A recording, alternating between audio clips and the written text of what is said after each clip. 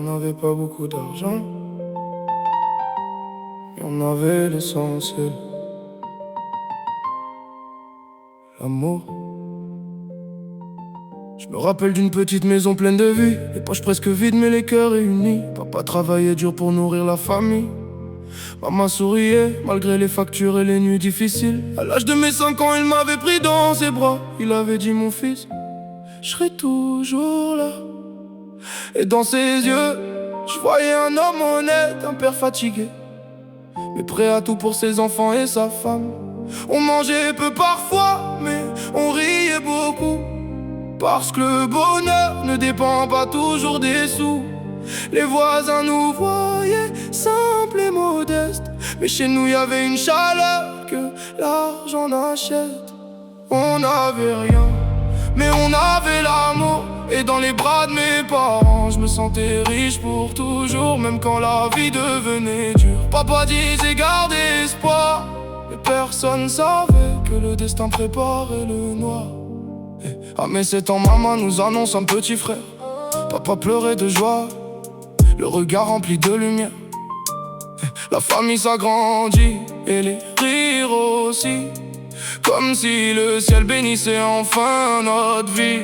Je parlais déjà à mon petit frère dans le ventre, en lui disant t'inquiète, ici y a beaucoup d'amour qui rentre.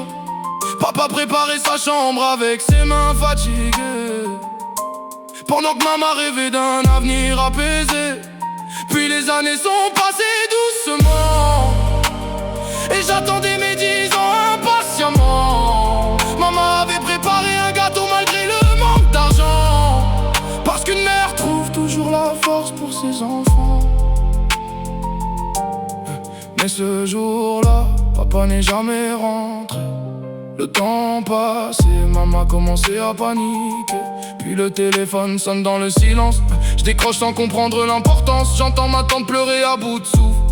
Sa voix tremblait tellement que j'en oubliais mon propre souffle. Elle m'a dit ton père est parti. Je suis resté figé sans comprendre vraiment, comme si le monde venait de s'arrêter brutalement. Alors j'ai crié non, il avait promis.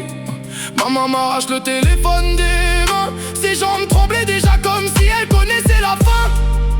Puis je la vois tomber en larmes dans le salon, en répétant doucement ton père est parti mon garçon.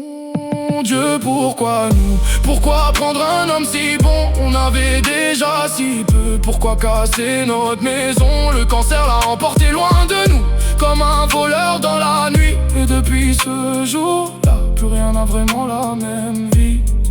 Je regardais mon petit frère dormir sans comprendre, trop jeune encore pour entendre. Moi, j'avais seulement 10 ans, mais je sentais déjà le poids du temps. Maman pleurait quand elle pensait qu'on dormait, mais moi aussi la nuit je pleurais en secret. Je me demandais comment continuer sans lui, comment avancer quand le pilier s'écroule dans la nuit. Alors un soir j'ai pris maman dans mes bras, même si j'étais encore un enfant moi-même à cet âge-là. Et je lui ai dit avec le cœur détruit: maman t'inquiète, je prendrai soin de toi et de mon petit frère aussi.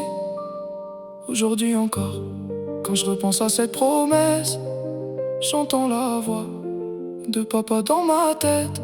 Mon fils, je serai toujours là.